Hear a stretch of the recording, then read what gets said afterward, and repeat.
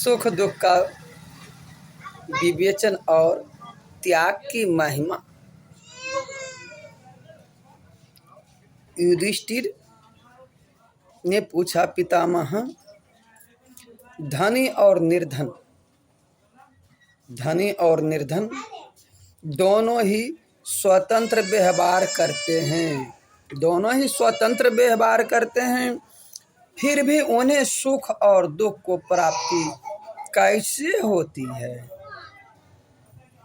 भीष्म जी बोले, राजनु, कुछ दिन हुए हैं इस विषय में मुझसे संपाक नाम के एक शांत जीवन मुक्त त्यागी ब्राह्मण ने इस प्रकार कहा कि इस संसार में जो मनुष्य, कहते हैं इस संसार में जो मनुष्य उत्पन्न होता है,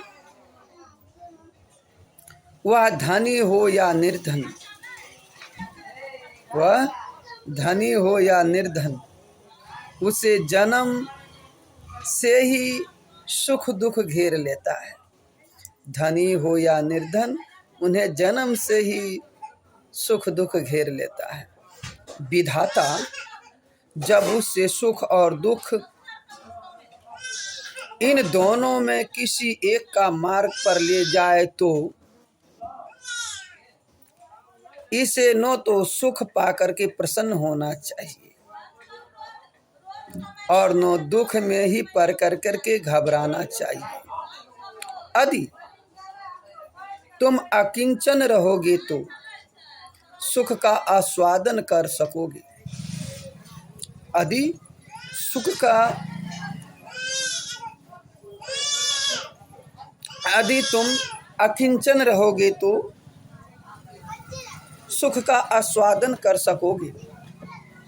जो अकिंचन होता है, जो अकिंचन होता है, वह आनंद से सोता है, जागता है, आनंद से सोता है, जागता है।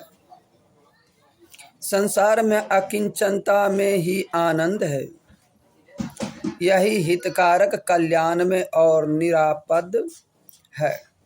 तथा इस संसार मार्ग में किसी प्रकार के शत्रु भी खटका नहीं है। इस संसार मार्ग में किसी प्रकार के शत्रु का खटका नहीं है। मैं तीन लोक पर दृष्टि डाल कर करके देखता हूँ, मैं तीनों लोक पर दृष्टि डाल कर करके देखता हूँ, तो मुझे अकिंचन, शुद्ध और सब ओर से विरक्त पुरुष समान कोई दूसरा दिखाई नहीं देता। हे राजन, मैंने अकिंचनता और राज्य को तराजू पर तौल कर करके रख कर करके गुण में अधिक होने के कारण राज्य से भी अकिंचनता का ही भार अधिक निकाला है। राज्य से ही अकिंचनता का भार अधिक निकाला है। अकिंचनता और राज्य में बड़ा भारी अंतर है कि धनवान पुरुष सर्वदा इस प्रकार घबराया रहता है, धनवान पुरुष इस प्रकार सदा घबराया रहता है, मानो वह मौत के मुंह में पड़ा हो। जो मनुष्य धन को त्याग कर मुक्त स्वरूप हो गया है, उसे अगीन, अरिष्ट, मृत्यु आदि चोर किसी का भय नहीं रहता। वह स्वच्छता से विचरता है और बिना बिछाए पृथ्वी पर वह सोता है, बांह के तकिया लगाता है, बांह के तकिया लगाता है और शांत से जीवन बिताता है। देवता लोग उसे स्तुति करते हैं कि हे धनवान, धनवान तो क्रोध और लोभ के कारण अपने आप को भुला रहता है, अपने आप को भुला रहता है। उसकी निगाह टेढ़ी है, टेढ़ी रहती है, मुंह सूख जाता है। आपसे कह रहा हूँ, सुनिएगा, ध्यान दे कर करके, और ज़्यादा बातें बनाने का नहीं। युधिष्ठिर कहते हैं बाबा आगे बताइए बाबा। कहते हे राजन, और बाहें के चढ़ी रहती है, उसे पाप ही पाप सूझता है। धनी व्यक्ति को पाप ही पाप सूझता है। क्रोध के कारण वह होठ चबाता है। इस तरह क्रोध के कारण वह होठ चबाता है और कठोर भाषण करता है। वह यदि सारी पृथ्वी देने को तैयार हो तो, वह यदि सारी पृथ्वी देने के भी तैयार हो तो उसकी और कौन देखना चाहेगा? ना, कदापि नहीं। वह सर्वदा लक्ष्मी ही गोद में रहता है। वह तो सदा लक्ष्मी के ही गोद में रहता है, और वह उस मूर्ख को मोह में डालती रहती है।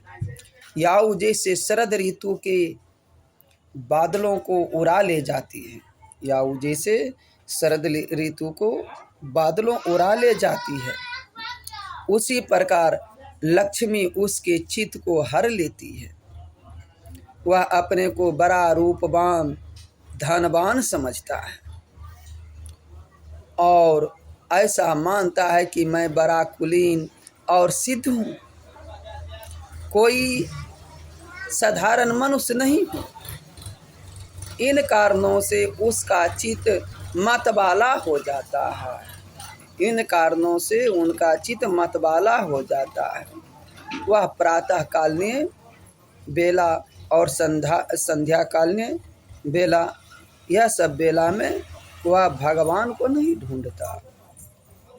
भोग आसक्त हो जाने के कारण वह बाप दादाओं के जोड़े हुए महलों को उड़ा देता है, और इस प्रकार धनहीन हो जाने पर दूसरों को धन छीनने का विचार करने लगता है। इस तरह हे राजन, जब वह मर्यादा का उल्लंघन करता है और जहाँ तहाँ से धन संग्रह की चेष्टा करने लगता है, तो राजपुरुष उसकी इस प्रवृत्ति में बाधा उपस्थित करते हैं। इस प्रकार उस पुरुष के संसार में तरह तरह के दुखों को सामना करना पड़ता है। अतः अनित्य शरीर को साथ लगे हुए पुत्रेशना आदि लोक धर्मों की और लोक धर्मों को देख कर करके अपने दूषित आचरण में अवश्य प्राप्त होने वाले इन महान दुखों की विचार पूर्वक चिकित्सा करनी चाहिए। कोई भी मनुष्य त्याग किए बिना न तो सुख पा सकता है, न तो परमात्मा को पा सकता है, और न निर्भय हो सकता है। अतः तुम सर्वस्व त्याग कर सुखी हो जाओ। युधिष्ठिर, पहले संपाक मुनि ने हस्तिनापुर में मुझसे यह बात कही थी, अतः त्याग ही सबसे श्रेष्ठ माना गया है।